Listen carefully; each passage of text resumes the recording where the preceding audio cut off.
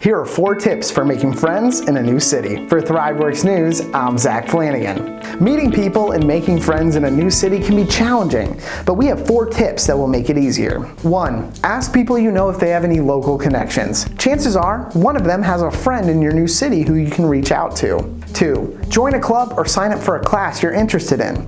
This will help you find and connect with like-minded people such as fellow yogis, foodies, or lovers of Game of Thrones. 3. Get to know your coworkers. Even if they aren't who you typically befriend, make an effort to get to know them. You might find an unexpected companion or 2. 4. Create a profile on the Bumble BFF app. It's just like Bumble, the dating app, except it helps you find friends.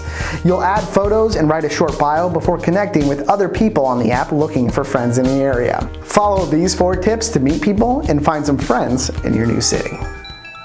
Thanks for watching. If you'd like to watch another video, click here. Also, don't forget to like and subscribe to our YouTube channel and follow us on Facebook, Twitter, Instagram, and LinkedIn.